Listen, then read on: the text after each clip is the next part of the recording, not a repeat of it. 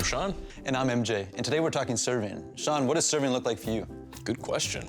A few months ago, me and my friends, we headed up to Kerr Street Mission. It's a few minutes from here. Cool. Grabbed a bunch of groceries, and we spent an hour or so preparing a really nice and healthy meal, and we got to serve it to people who normally wouldn't have breakfast in their day-to-day. That's sweet. But it can look different for everybody. What about you? For me, serving may look like making my mom a cup of coffee in the morning, or helping my dad with a chore. Or even, I have this one friend right now that's going through a particularly hard time, and it just looks like making time for him and hanging out and encouraging him.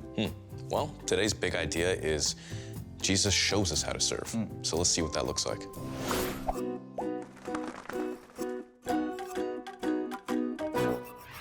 Welcome to Lynda's Aussie Adventures. Did you know that the male lyrebird, which is native to Australia, can mimic the bird calls of over 20 other species of birds? And if that's not impressive enough, he can also perfectly imitate the sounds of a chainsaw, a camera, and a car alarm.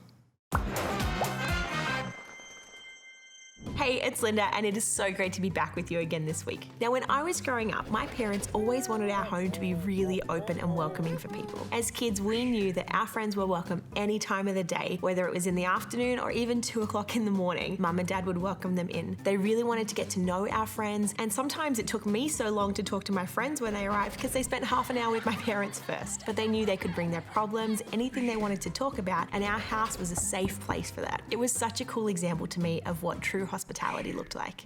It's amazing that something that can be learned from watching other people can really change your life. When I grew up and got a home of my own, it was so important to me for our house to be welcoming, that our friends always felt like it was somewhere they could be no matter the time of the day. When Jesus lived life on earth, he showed his disciples how to live the very best life of love and service to others. And that's our big idea today, that Jesus shows us how to serve.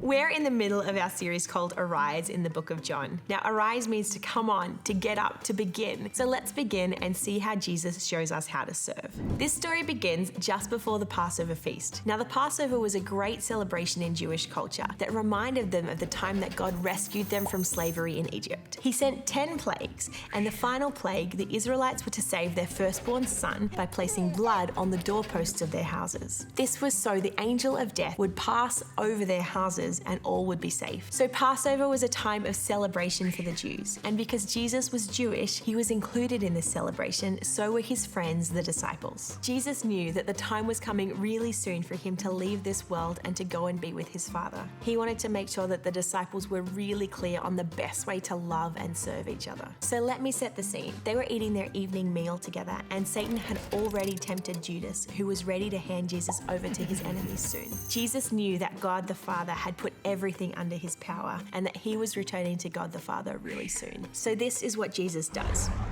He got up from the table, took off his robe, wrapped a towel around his waist, and poured water into a basin. Then he began to wash the disciples' feet, drying them with the towel he had around him. Now, this might seem a little bit strange. If you were eating your family dinner and your dad got up and started doing this, you'd be kind of weirded out, right? But in Jesus' time and culture, people would have been walking around in bare feet or sandals in dusty, dry ground where the animals would have been, and no one would have even been scooping up their poop. So it was quite normal in this culture, when you arrived at somebody's house, that they would do this. They would wash your feet for you, or they would have a servant wash your feet for you, because let's face it, feet were kind of gross. In this story, it seems that nobody had washed their feet yet. And so Jesus takes on the role of a servant. He kneels down and washes the gross feet of the disciples, even Judas, who he knew was about to betray him. When Jesus came to Peter, Peter was shocked. He said, "Lord, are you going to wash my feet too?" And Jesus said, "You don't understand what I'm doing, but you will." But Peter, because he's super passionate and honestly a pretty stubborn guy, said, "No, Lord, you will never wash my feet." But Jesus answered, "Unless I wash you, you can't share life with me." So at that, Peter jumped on the other side of the argument and said, "Lord, then wash my head, wash my hands too." But Jesus told him that people who've had a bath really only need to wash their feet. When he finished washing their feet, he put his clothes back on and returned to his spot at the table. He then turned to them and said, "Do you understand what I've done for you?" Let's see how he continues.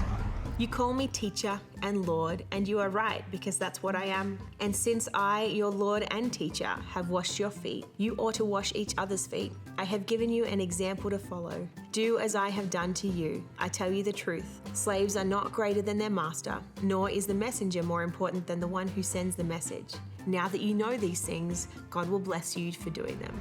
Jesus not only gives an example of what to do, but he then really clearly says to his disciples, I've shown you what to do, now do the same. And he didn't mean for them to just wash each other's feet literally, but that is a great example of love, humility, and hospitality. But he meant for them to serve each other with humble love. That's what Jesus modeled for us. Sometimes we call this servant leadership, and other times we just call it loving and serving like Jesus. But did you notice that he said, I've shown you this, now you do the same? Jesus really shows us how to love and serve in the best ways. And for us, we can do this each and every day. We can look for simple needs that people have and meet those needs. We can look for places where we can show extra love to people who don't always receive that love. When we love and serve like Jesus, it probably won't be some big, huge, grand gesture. It'll be in the real life, simple, daily, practical ways of loving and serving each other well. And that's how Jesus shows us how to serve. It's been really great hanging out today, and I'll see you again next time. Jesus washed his disciples' feet, and he did it with love. And he uses that example to show us that we can serve others no matter who we are and no matter what it takes. Totally. What may seem like a small gesture actually had a huge impact on his disciples and transformed their view of serving. We asked Alicia to share with us why she decided to serve with an organization that ships medical supplies to people in need, and let's check out what she has to say.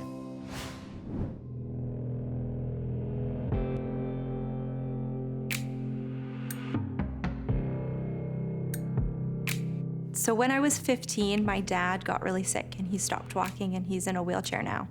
And a couple weeks later, my mom was diagnosed with cancer and went through chemotherapy.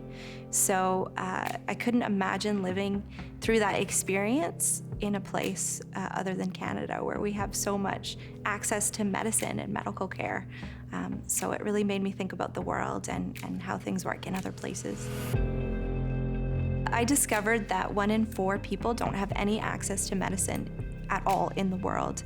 And so I became interested in a registered charity that increases access to medicine for people who live in rural areas and don't have it.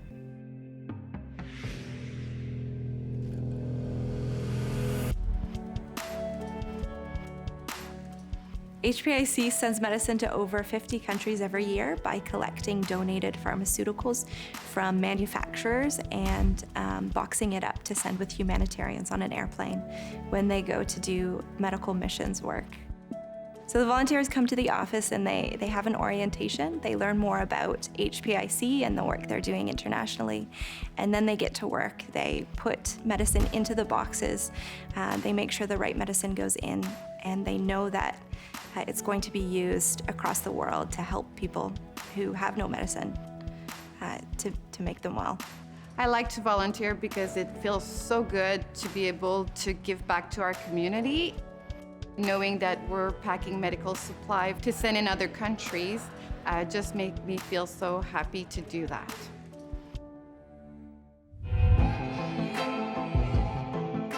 They don't put any packing product into the boxes to keep the medicine safe because you can't throw it away in many countries. So instead they use easy dolls, which volunteers knit and send them in, and then they can be given out to kids who come to clinics and who aren't feeling so well. I'm from Ghana, and it's just exciting to know that HPIC is helping vulnerable communities in the developing world, making lives easier for people that cannot afford basic medication, and that's what I love about HPIC's work in the developing country. So this is a little boy. He's 15 in the picture, but he looks a lot younger because he has cancer. So he was sent some medicine, and here he is 2 years later, completely cancer-free. This is Solkin. He was very sick and nothing seemed to work. None of the medicine worked, but the final medicine that was sent to him cleared his infection and he got to go home. We're very fortunate here in Canada. I've been in parts of the world where I see, in war-struck countries and developing nations where people are not as fortunate as we are. So it's my way of trying to give back in a way to this planet, to us, for us as humanity.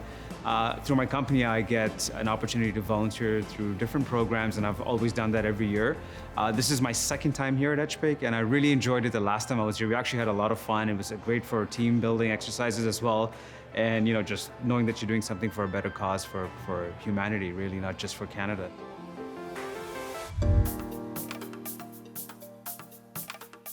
This little girl had her leg broken for months and months, and no one was able to set it because there was no one there. So she went to a medical missions team, and they were able to set her broken leg and give her antibiotics. So this little girl is 2 years old in the picture, and she's never been able to walk because of a hip condition she was born with. So she had surgery with some medicine sent to her, and she is now able to walk.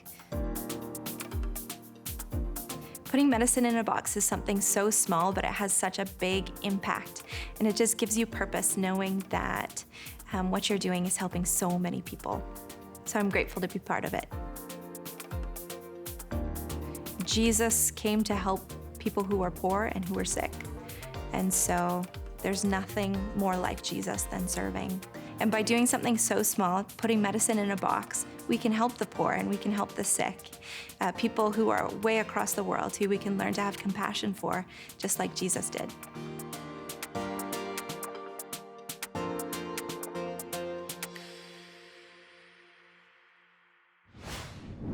As Alicia said, packing boxes may seem so simple, but without that many volunteers to do so, HPIC, Health Partners International of Canada, wouldn't be able to send so many medical supplies to people in need. Yeah, and we can all serve. Just look around you and you'll find places where you can serve at school, at home. You can help with your friends, your siblings, and even your parents. Totally. So if you have the heart to help others in need, talk to your parents or your leaders in church to find an organization to serve.